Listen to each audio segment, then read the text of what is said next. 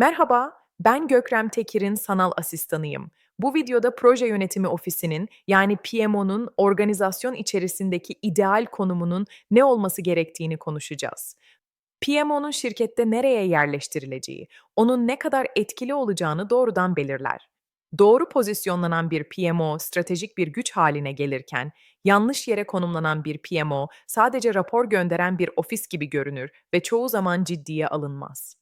Bu nedenle PMO'nun hiyerarşideki yeri kritik bir başarı faktörüdür.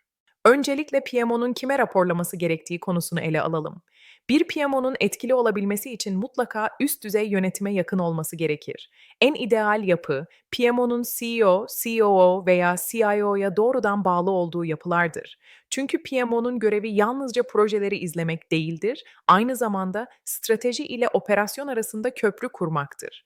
Bu köprünün sağlam olabilmesi için PMO'nun karar mekanizmalarına yakın olması gerekir. Eğer PMO birkaç kat aşağıda bir birime bağlıysa, üst yönetim ile temas zayıf olur ve PMO'nun mesajları yukarıya ulaşmadan süzülüp kaybolabilir. Şimdi önemli bir soruya geçelim. Proje yöneticileri PMO'ya mı bağlı olmalı yoksa fonksiyonel yöneticilere mi? Bu konu yıllardır tartışılan bir konudur. Eğer proje yöneticileri PMO'ya bağlıysa, PMO onların görev tanımlarını, performans ölçütlerini ve gelişim planlarını yönetebilir. Bu durumda PMO'nun proje yönetişimi üzerindeki etkisi çok daha güçlü olur. Proje yöneticileri aynı dili konuşur, aynı metodolojiyi kullanır ve organizasyon genelinde tutarlılık sağlanır. Ancak bazı şirketlerde proje yöneticileri departmanlarına bağlıdır. Bu durumda PMO daha çok koordinasyon ve standartları sağlamakla görevlidir. Her iki model de çalışabilir. Ancak PMO'nun etki seviyesini belirleyen en önemli şey, proje yöneticilerinin PMO ile olan bağının gücüdür.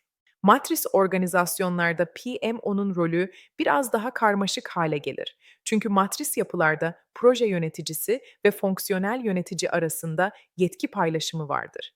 Böyle bir ortamda PMO hem projelerin standartlara uygun yürütülmesini sağlayan hem de fonksiyonel yöneticilerle işbirliğini güçlendiren bir ara birim gibi çalışır.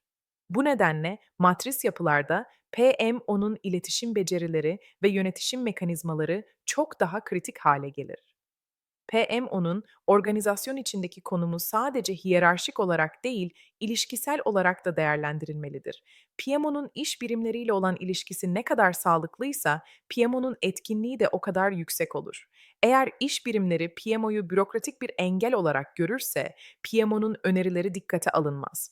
Bu nedenle PMO'nun ilişki yönetimi en az metodoloji kadar önemlidir. PMO, iş birimlerine değer katan, onların işini kolaylaştıran, riskleri azaltan bir ortak olarak konumlanmalıdır. Çoğu PMO'nun başarısız olmasının temel nedeni organizasyonda yanlış yere konumlanmasıdır. Eğer PMO düşük seviye bir birime bağlıysa yetkisi zayıf olur, karar alma süreçlerine katılamaz ve projeler üzerinde etkisi sınırlı kalır. PMO ne kadar yukarıya raporlarsa hem yönetim desteği hem de organizasyon genelindeki görünürlüğü o kadar artar.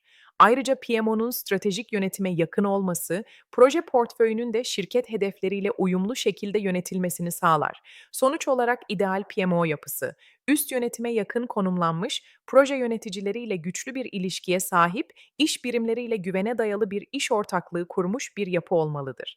PMO'nun konumu yalnızca bir kutunun organizasyon şemasındaki yeri değildir. Aynı zamanda PMO'nun şirket içindeki saygınlığını, etkisini ve başarısını belirleyen stratejik bir karardır. Bu videoda PMO'nun organizasyon içindeki ideal yerini, kime bağlı olması gerektiğini, proje yöneticileri ile ilişkisini ve matris yapılardaki rolünü anlattım. Bir sonraki videoda PMO'nun nasıl kurulacağını adım adım ele alacağız. PMO kurmayı düşünüyorsanız bu süreç aslında başlı başına bir projedir ve doğru bir yol haritası gerektirir. İzlediğiniz için teşekkür ederim. Bir sonraki videoda görüşmek dileğiyle. Ha bu arada, yeni gelecek olan videolardan haberdar olmak için lütfen kanalımıza abone olmayı ve bildirim zilini açmayı unutmayınız.